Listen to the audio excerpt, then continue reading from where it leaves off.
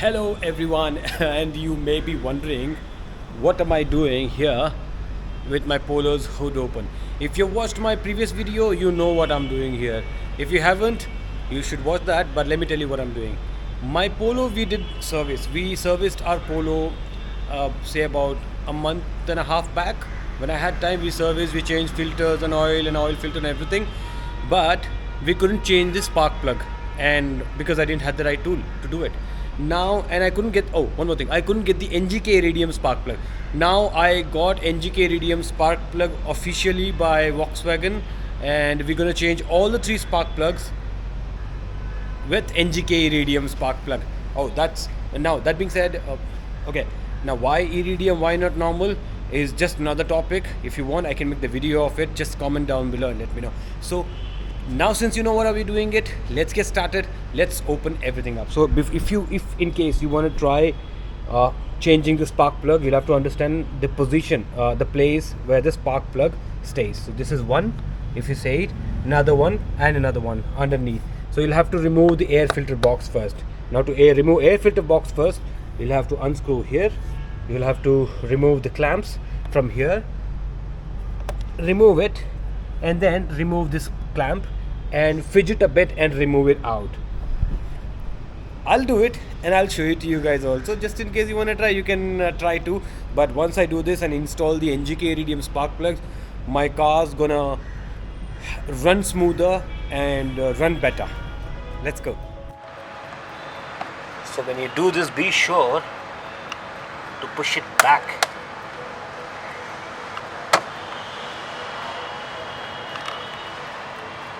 Yeah, we should push it back. You should be good to go.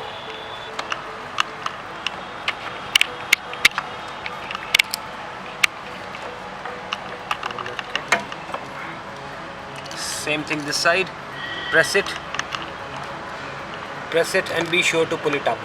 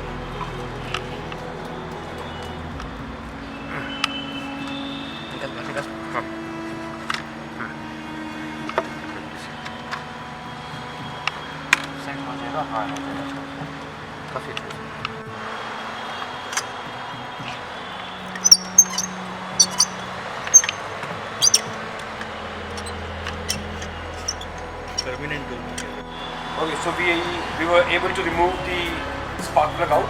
Now if you see, this is the older one. This is completely carbon inside, so this is not performing as supposed to be. This is the new one. So we're gonna install this one in all three cylinders and then we'll get started. We have put spark plugs, the new one. They're all in, and I'm gonna fix this one back. And then we will fix the airbox. That is the air filter right here, and once that is done, we are good to go. Okay, basically it's there's no light here for us to work completely. So what we did is we have fixed the air filter box, we have fixed the things here, we have fixed the spark plug. Now we need to fix is the battery terminal. So whenever you do it, make sure you remove the battery terminal, or otherwise it's gonna throw errors to you guys. So now let me fix the battery terminal.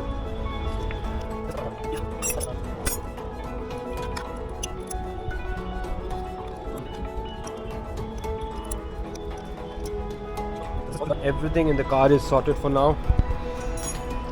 Let's now start the car and let's drive and talk to each other now. What a hectic day. Okay, I'm in my car. Yeah, what a hectic day, bro.